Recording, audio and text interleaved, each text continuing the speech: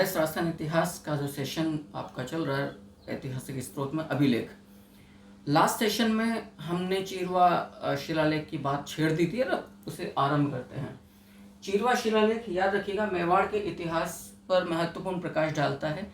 1273 ईस्वी का ये चीरवा गांव उदयपुर से प्राप्त शिलालेख है। और सबसे बड़ी बात, सती प्रथा पर देखो, सती प्रथा विधवा स्त्री के द्वारा अपने पति के मृतक शरीर या उसकी किसी दैनिक उपयोग की वस्तु के साथ आत्मदाह करना एक धार्मिक संस्कार सती प्रथा कहलाता है। यद्यपि सती प्रथा का पहला जो अभिलेखी साक्ष्य हमें प्राप्त होता है भारतीय इतिहास के संदर्भ में, वो है असल में एरण अभिलेख। लेकिन मैं राजस्थान इतिहास के संदर्भ में बात करूं, सती प्रथा का पहला ऐतिहासिक अभिलेखीय साक्ष्य राजस्थान इतिहास के संदर्भ में बात कर रहा हूं मैं, वो है चीरवा शिलालेख जो 1273 ईस्वी का है और जिसका संबंध मेवाड़ के गोहिल नरेश समर सिंह के साथ है, जिनकी उपाधि थी शत्रुओं का नाश करने में सिंह के समान शूरवीर। चीरवा शिलालेख के जो प्रशस्तिकार और रत्न प्रभु सूरी हैं, लेखक पार्श्वनाथ, इसको जो उत्कीर्ण किया है शिला पर वो कैली सिंह है और जिसने प्रतिष्ठित किया है शिल्पी वो दलहन है। कुल 51 श्लोक हमें इस शिलालेख में प्राप्त होते हैं, जिनमें सबसे महत्वपूर्ण जो जानकारी है वो है सती प्रथा पर पड़ने वाला प्रकाश। आइएगा आरंभ करते हैं अपनी बात को। तो आज का इस सीरीज में जो पहला शिलालेख हम लेने जा रहे हैं वो है चीरवा शिलालेख। बेहद महत्वपूर्ण अभिलेख है। चीरवा शिलालेख 1273 ईस्वी का है और ये चीरवा गांव उदयपुर से प्राप्त हो रहा है। ठीक, सवाल के मेवाड़ के सिसोदिया राजवंश, गुहिल राजवंश पर प्रकाश डालता है। 1273 ईस्वी का है और ये मेवाड़ के गुहिल वंश पर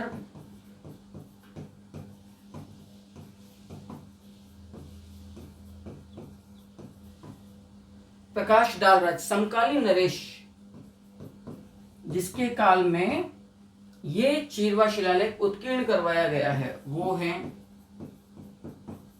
याद रखिएगा, समकालीन गोहिल नरेश।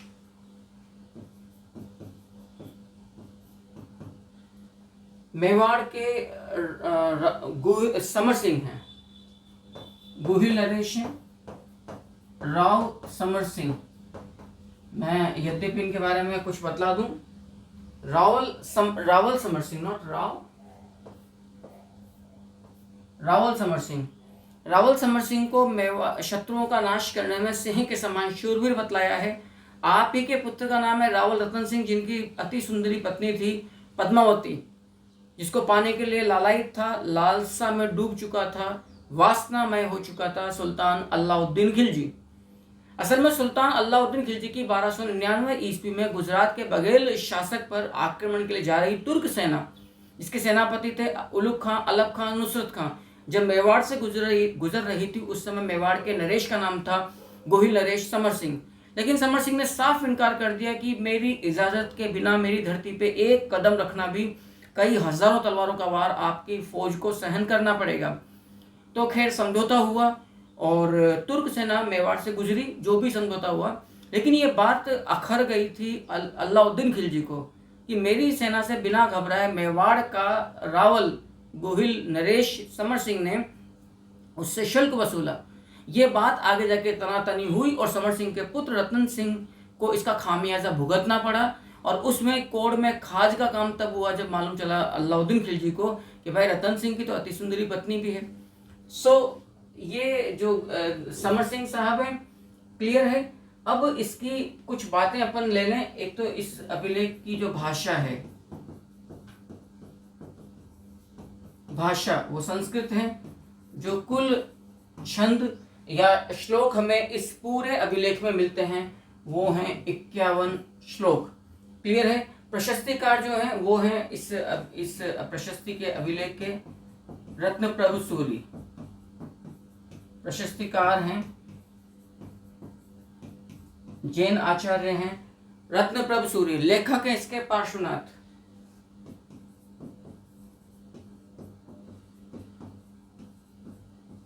लेखक हैं पार्श्वनाथ, और जिसने उत्कीर्ण किया वो कैली सिंह है, शिल्पी हैं दलहन। इसके उत्कीर्ण करता है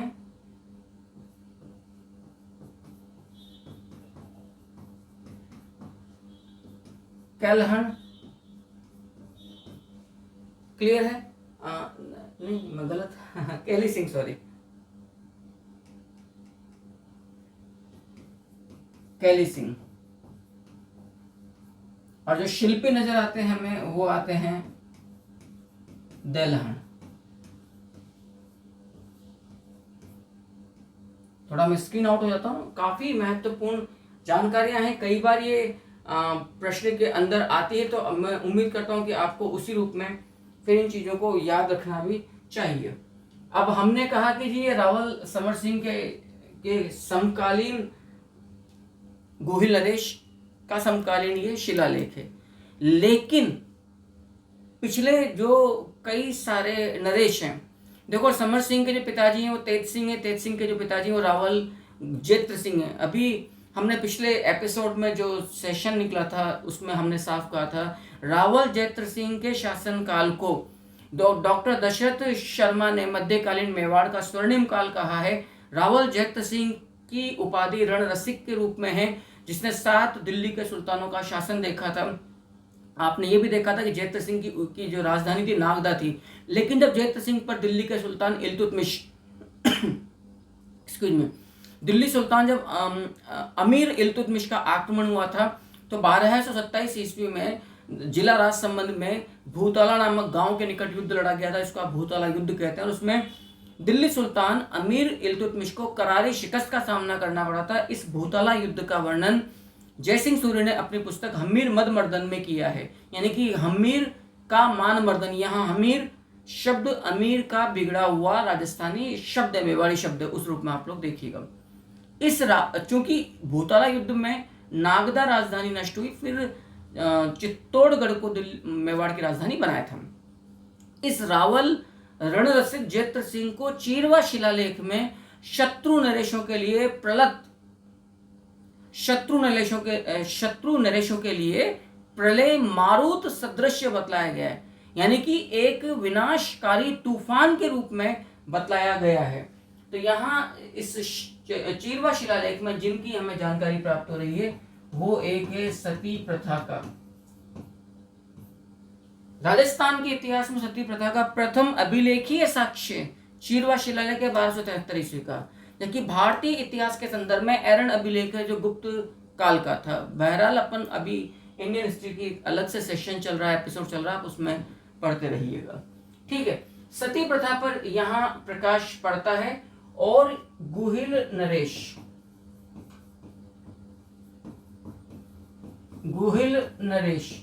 याद रखना, रावल समर सिंह को इस चीरवा शिलालेख में शत्रु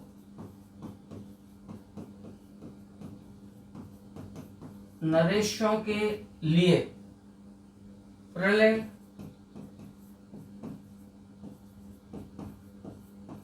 मारुत सदृश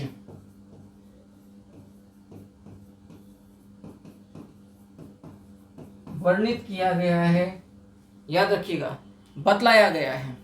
एक बड़ी बात और यहाँ पर नजर आती है,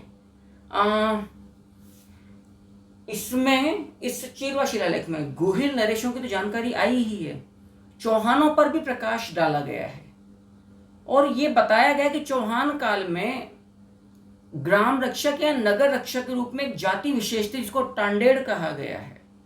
जैसे आप लोग दिल्ली सल्तनत के दौरान पढ़ोगे, मुगलिया सल्तनत के दौरान पढ़ोगे, कोतवाल एक शब्द आता है, नगर की शांति सुरक्षा का रक्षक। तो चौहान काल में ग्राम रक्षकों के रूप में टांडेड़ जाति को तलारक्ष या तलार के नाम से यहां पर उल्लेखित किया गया है इस चीरवा शिलालेख में। तो जो तलारक्ष टांडेड़ जाति के ग्राम रक्षकों को तलारक्ष या तलार के नाम से, यहां पर एक तलारक्ष की जानकारी मिलती है पमराम।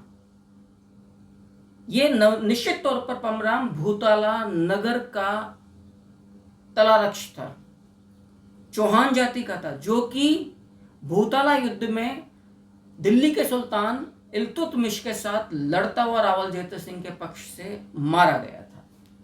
तो चौहान कालीन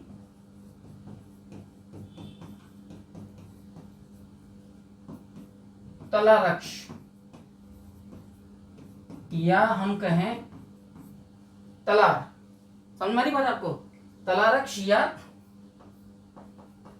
तलार, असल में ये लोग क्या मतलब है कि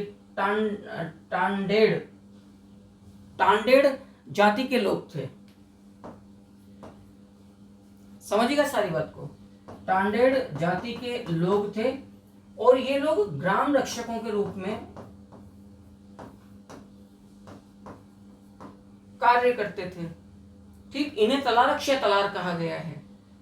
तो जो जानकारी हमें इस चीरवा शिलालेख से मिलती है वो ये मिलती है कि भूताला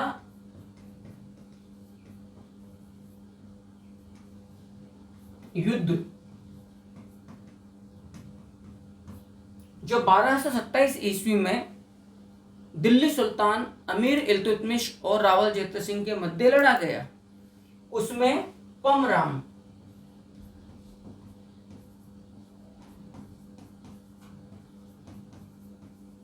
नामक टांडेड़ तलारक्ष,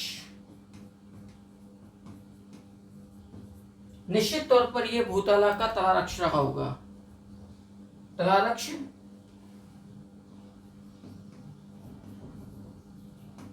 केसरिया करते हुए यहां पर वीर गति को प्राप्त हुआ था दिल्ली के सुल्तान इल्तुतमिश से लड़ता हुआ। आई थिंक काफी महत्वपूर्ण है। इसमें सबसे अधिक महत्वपूर्ण आपको मेरे हिसाब से सती प्रथा वाली जानकारी प्राप्त होती है। यहां तक की सारी बात को आप लोग पेन डाउन कर लीजिए, स्क्रीन आउट में हो जाता हूं और फिर अपनी बात को थोड़ा सा और आगे लेकर चलते हैं। यहां तक की बात को आप आराम से देख लीजिए, समझ लीजिए।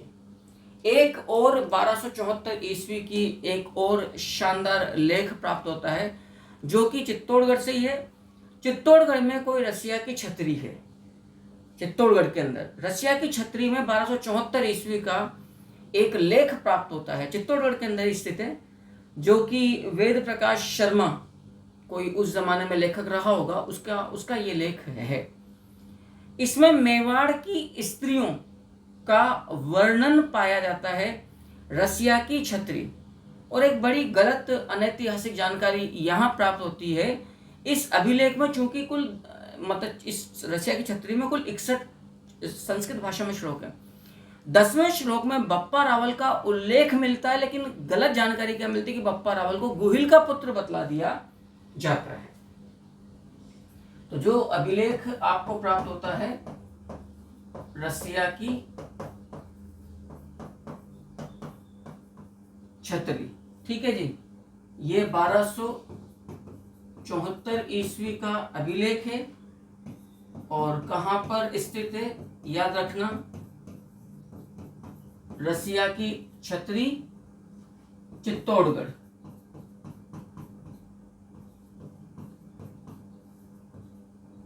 रसिया की छतरी चित्तौड़गढ़ में। क्लियर है, बहुत स्पष्ट बात है। इसमें कुल संस्कृत भाषा के इस अभिलेख में कुल 61 श्लोक हैं।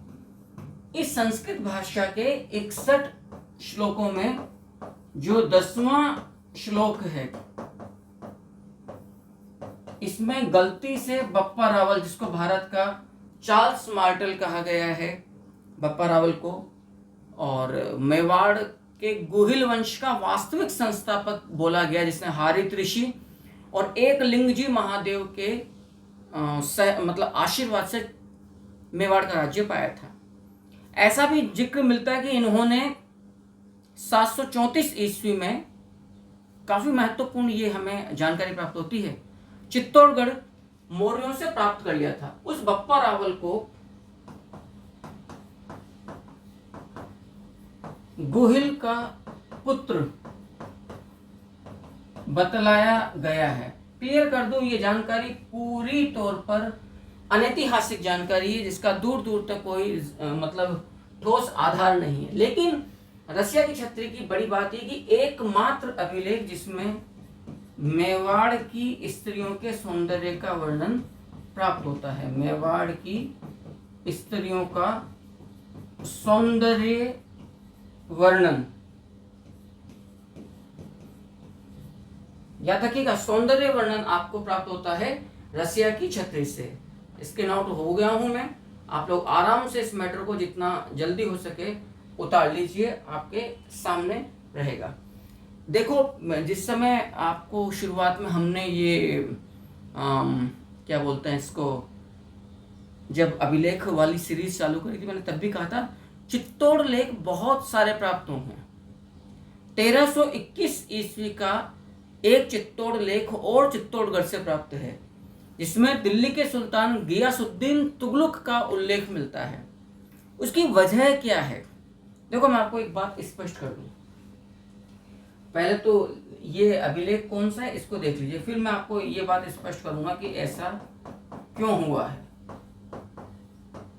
चित्तौड़गढ़ अभिलेख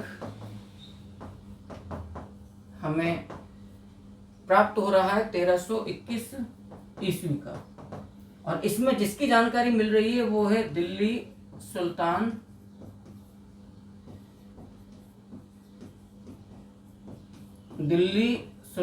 गियासुद्दीन तुगलक।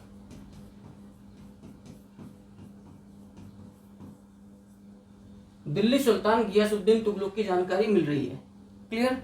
और इसमें गियासुद्दीन तुगलक को, जो मोहम्मद बिन तुगलक का पिता था, तुगलक वंश का संस्थापक है, दुनिया को प्रकाशित करने वाला सूर्य और अपने वक्त का सबसे बड़ा बादशाह, दुनिया को प्रकाशित करने वाला सूर्य और अपने वक्त का सबसे बड़ा बादशाह बताया गया है इस चित्तौड़गढ़ लेख में। इसकी वजह क्या है? पहले तो यहां लिख देते हैं कि क्या क्या बताया गया। गियासुद्दीन तुगलक का उल्लेख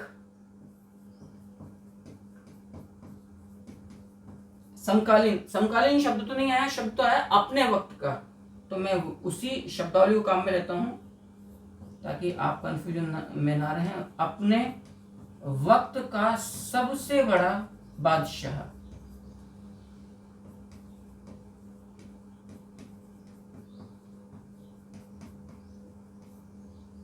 अपने वक्त का सबसे बड़ा बादशाह सुल्तान गियासुद्दीन तुगलक को एवं दुनिया को प्रकाशित करने वाला सूर्य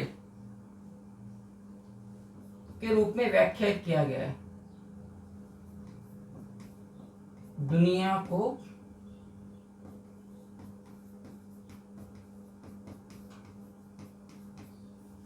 प्रकाशित करने वाला सूर्य,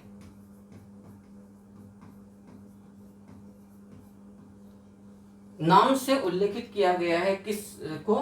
गियासुद्दीन तुगलक को। ये क्यों ऐसी, मतलब क्यों दिल्ली के सुल्तान का उल्लेख होगा, मैं आपको क्लियर करता हूं।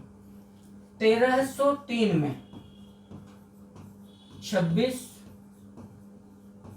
अगस्त को सुल्तान अलाउद्दीन खिलजी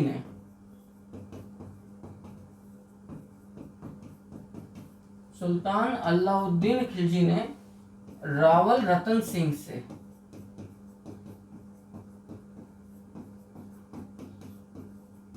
युद्ध में चित्तौड़गढ़ को प्राप्त कर लिया।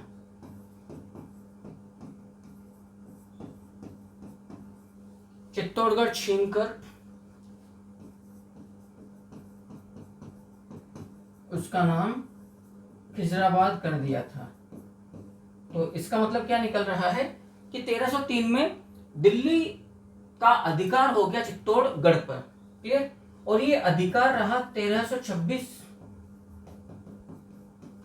ईस्वी तक दिल्ली के सुल्तानों का चित्तौड़गढ़ पर। तो इस बीच, क्योंकि 1316 में मृत्यु हो गई थी सुल्तान अलाउद्दीन खिलजी की, 1320 तक खिलजी राजवंश चलता रहा। फिर उसके पश्चात 1320 में नासिरुद्दीन खुसरो शाह नामक किसी गुजराती कन्वर्टेड भारतीय मुसलमान ने कुछ समय 6 माह के लिए दिल्ली पर राज किया और उसको गद्दी से अपदस्थ किया तुगलकों ने, जिसका प्रथम सुल्तान था गियासुद्दीन तुगलक, जो गद्दी पे रहा 1321 से लेकर 25 तक।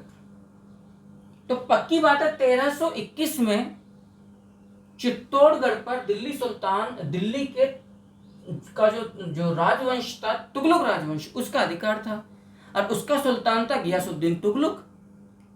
तो चित्तौड़गढ़ का स्वामी इस समय दिल्ली सुल्तान गियासुद्दीन तुगलक है। इसलिए चित्तौड़गढ़ लेख में 1321 में चित्तौड़गढ़ को के अंदर जो लेख प्राप्त हुआ उसमें गियासुद्दीन तुगलक को दुनिया को प्रकाशित करने वाला सूर्य एवं अपने वक्त का सबसे बड़ा बादशाह बतलाया। सिर्फ इसीलिए ये वजह है इसको कहने की। आई थिंक अब आपको बात समझ में आ गई। लेकिन एक बहुत बड़ी बात आ रही है कि साहब सुल्तान अलाउद्दीन खिलजी ने रानी पद्मावती को पाने के लिए, जैसा कि मलिक मोहम्मद जायसी अपने ग्रंथ पद्मावत में बतलाता है, ने युद्ध किया। रावल रतन सिंह अपने पुत्रों से शहीद हुए, मारे गए, केसरिया हुआ। और 26 अगस्त 1303 को ही चित्तौड़गढ़ का प्रथम शाखा, राजस्थान का द्वितीय शाखा, प्रथम शाखा तो 11 जुलाई 1301 को सुल्तान अलाउद्दीन खिलजी के रणथंभौर नरेश हमीरदेव चौहान के साथ युद्ध के दौरान हुआ था। यहाँ पर लगभग 13,000 या 16,000 स्त्रियों ने जोहर किया था चित्तौड़गढ़ में। चित्तौड़गढ़ को इसलिए तो जौहर नगरी भी कहा गया है। और सुल्तान अलाउद्दीन खिलजी ने चित्तौड़गढ़ को पाकर अपने पुत्र, अपने ज्येष्ठ पुत्र खिजर खां के नाम पर उसका नाम खिजराबाद रख दिया था। क्लियर है?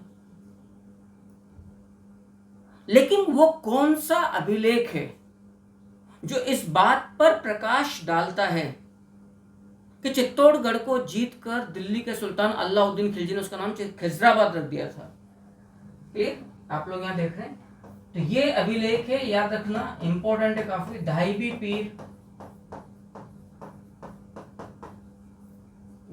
पीर दरगाह अभिलेख, जो कि 1325 ईस्वी का है, 1325 ईस्वी का है और चित्तौड़ से ही प्राप्त होता है।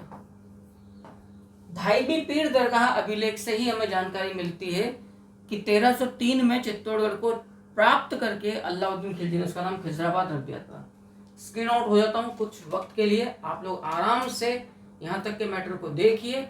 इसके बाद हम अगला जो लेख है काफ़ी महत्वपूर्ण है महाराणा कुंभा का, उसे मैं आपको लूँगा। आई थिंक पॉज करिए और आराम से यहाँ तक का देख लीजिए। अगला जो अभिलेख है काफ़ी महत्वपूर्ण है, आज के सेशन का ये लास्ट अभिलेख है और इस बात को बहुत अच्छे से याद रखिएगा आप लोग। मैं एक और ले सकता हूँ, कीर्ति स्तंभ प्रशस्ति भी ले लेंगे 1460 का जो है, कि बहुत जल्द अब ये अभिलेख वाला जो सेशन है ये भी एंड होने जा रहा है। यकीन मानिएगा आप लोग याद करेंगे जब एक जो भी चैप्टर अपन यहाँ पे ले रहे हैं, बिल्कुल एक जिसे कहते हैं ना अल्ट्रा प्रो जो एक कंटेंट होता है, यदि मैं एकेडमिक लैंग्वेज में बात करूँ तो बहुत डीप एनालिसिस किया जा रहा है इन क्लासेस में। यदि आप लोग रेगुलर क्लासेस देखते हो आपके लिए फ़ायदेमंद रहेगा। अगला जो प्रशस्ति है वो है रणकपुर प्रशस्ति। चौमुखा मंदिर रणकपुर पाली से प्राप्त होता है। 1439 ईस्वी का ये है। मेवाड़ पर जानकारी देता है समकालीन जो सिसोदिया नरेश, सिसोदिया भाई गोहिलों की एक शाखा है, याद रखना, मेवाड़। तो समकालीन सिसोदिया नरेश राणा गोहिल महाराणा कुंभा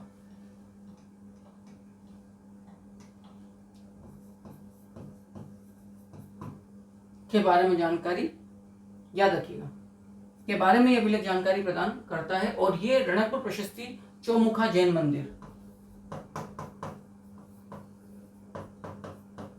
चौमुखा जैन मंदिर रणकपुर पाली से प्राप्त हो रहा है। क्लियर है? जो रणकपुर प्रशस्ति है इसमें बप्पा रावल से लेकर महाराणा कुंभा तक की पूरी वंशावली आपको प्राप्त हो रही है। और आपको और कंफर्म कर दूं, पिछले सेशन में तो मैंने स्पष्ट किया ही था, रणकपुर प्रशस्ति भी बप्पा रावल और काल भोज को, क्योंकि बप्पा रावल से लेकर कुंभा तक पूरी एक डायनेस्टी ट्री पकड़ाया है। रणकपुर प्रशस्ति पुनः उन गाइड्स पर, लेक्चरर्स पर एक करारा स्लैप है जो ये कहते हैं कि बप्पा रावल कालभोज है। माय डियर, रणकपुर प्रशस्ति में जो वंशावली दी गई है उसमें बप्पा रावल और कालभोज दो अलग अलग शासकों के रूप में जिक्र किया गया है। तो बप्पा रावल से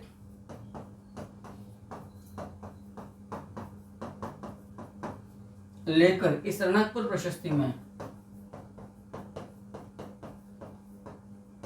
महाराणा कुंभा तक की वंशावली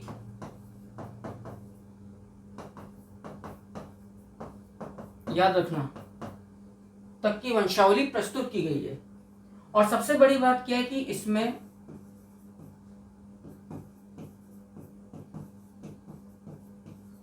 बप्पा रावल एवं कालभोज को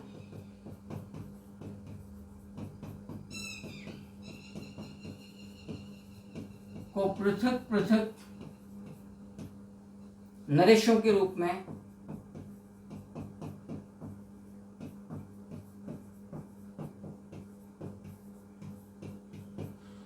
अलग अलग नरेशों के रूप में वर्णित किया गया है रणकपुर प्रशस्ति में। ये सबसे अधिक महत्वपूर्ण है।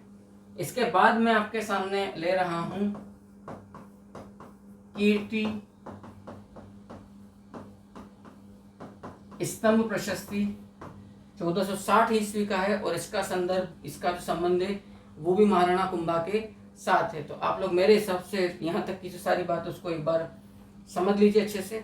1460 ईस्वी का हमें कीर्ति स्तंभ प्रशस्ति प्राप्त होता है, जो कि 9 मंजिला महाराणा कुंभा ने 1437 ईस्वी में जब मालवा के सुल्तान महमूद खिलजी प्रथम को सारंगपुर युद्ध में परास्त करके जो विजय प्राप्त करी थी, उसकी स्मृति में 1438 से लेकर 48 तक 10 साल में 9 मंजिला कीर्ति स्तंभ जो बनवाया था। विजय स्तंभ भी आप इसको कहते हैं, कीर्ति स्तंभ इसको आप कहते हैं। यद्यपि एक स्तंभ और 7 मंजिला चित्तौड़गढ़ में ही, लेकिन वो महाराणा कुंभा से काफी पहले का स्तंभ है। तो इसकी 9वीं मंजिल पर 1460 ईस्वी में महाराणा कुंभा ने जो प्रशस्ति यहाँ पर प्रतिष्ठित करवाई थी वो कीर्ति स्तंभ प्रशस्ति कहलाती है, जिसका प्रशस्तिकार महाराणा कुंभा का जो वास्तुकार है महेश भट्ट। कीर्ति स्तंभ प्रशस्ति में महाराणा कुंभा को दान गुरु, राजगुरु, शैल गुरु कई 3 उपाधियों से संबोधित किया गया।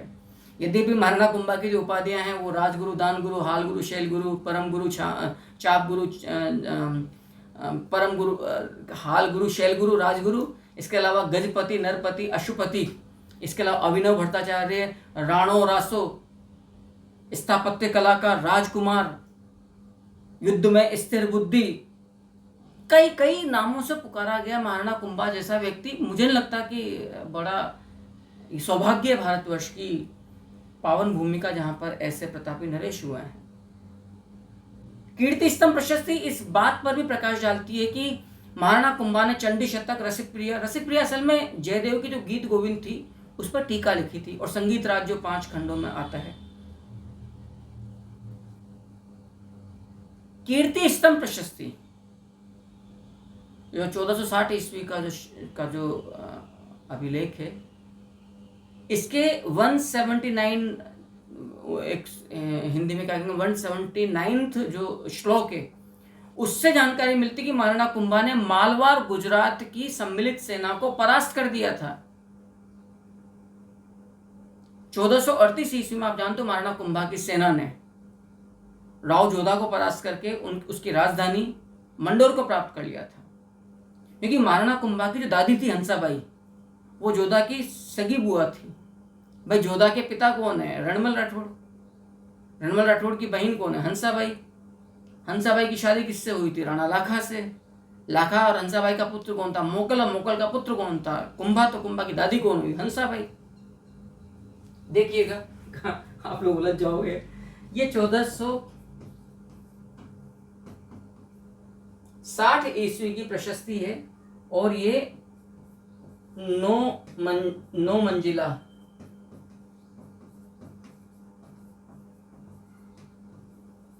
जो कीर्ति स्तंभ, जिसको हम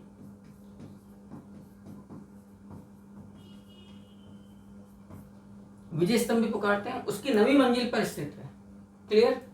मैं दोबारा बोल रहा हूँ, कीर्ति स्तंभ या जो विजय स्तंभ है, इसको सारंगपुर विजय की स्मृति में महाराणा कुंभा ने प्रतिष्ठित करवाया था।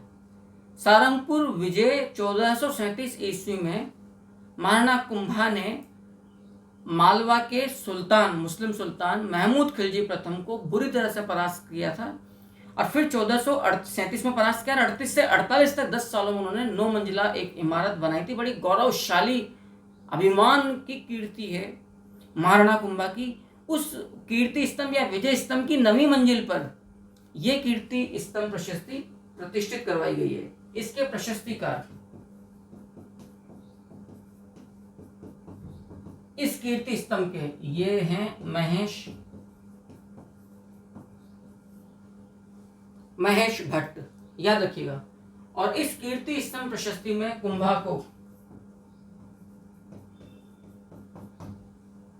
को कई नामों से पुकारा गया, क्योंकि इसका संबंध, कीर्ति स्तंभ प्रशस्ति का संबंध ही महाराणा कुंभा से है। दान गुरु, राजगुरु, शैल गुरु। कुंभा को दान गुरु बोला गया है,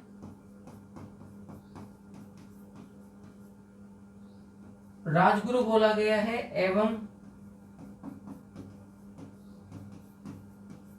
शैल गुरु बोला गया है। इसके अलावा कुंभा ने कई किताबें लिखी, चंडी शतक, रसिक प्रिय एवं संगीत राज।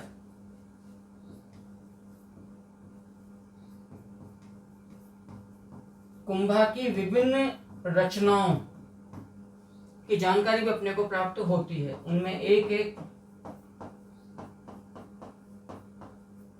चंडी शतक, एक है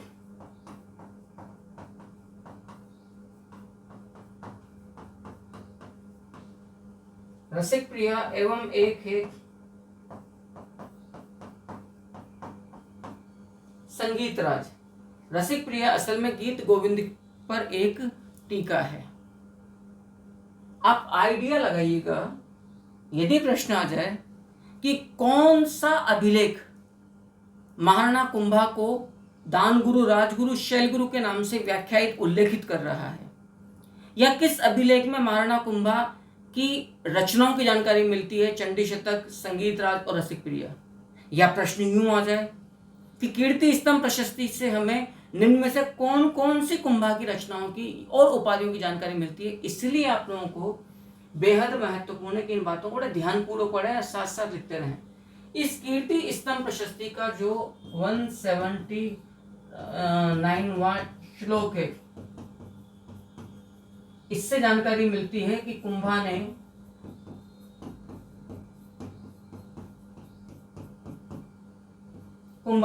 गुजरात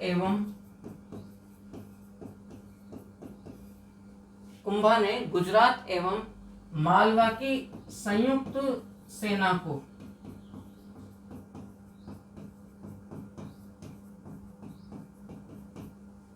याद रखिएगा। आराम से आप मैटर को देखिए और लिख लीजिए, धीरे धीरे जितना आसानी से हो सके, क्योंकि आपके लिए काफ़ी समझ लीजिए काफ़ी हैवी कंटेंट है ये।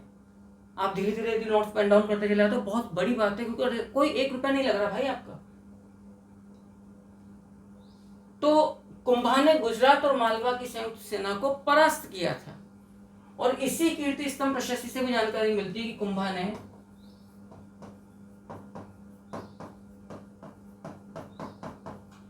मंडोर को जीतकर कौन से वर्ष में, 1438 ईस्वी में, क्योंकि मंडोर मारवाड़ की राजधानी थी। असल में राव चूड़ा ने मंडोर को 1495 ईस्वी में मारवाड़ की राजधानी बनाया था। अभी तक जोधपुर न तो बसा था और न ही जोधपुर को राजधानी बनाने का तो फिर सवाल ही पैदा नहीं होता है। रणमल राठौड़ की हत्या 1438 ईस्वी में की गई थी, चित्तौड़गढ़ में ही, जोधा के पिता की। महाराणा कुंभा ने एक प्लानिंग के तहत, जो राव रणमल राठौड़ की प्रेमिका थी भारमली, उनको षड्यंत्र का हिस्सा बनवा कर फिर आगे बढ़कर कुंभा ने मंडोर को जीता और जोधा वहां से भाग खड़ा हुआ और भागकर बीकानेर के काहुनी गांव में शरण ली थी राव जोधा जी ने। तो मंडोर को जीता कुंभा ने, और मंडोर को जीतकर वहां से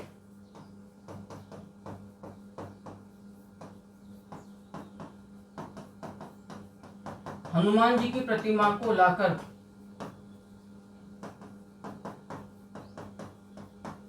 याद रखिएगा, हनुमान जी को प्रतिमा पर लाकर कुंभलगढ़ के प्रमुख द्वार पर प्रतिष्ठित करवाया था। को लाकर कुंभलगढ़ के प्रमुख द्वार पर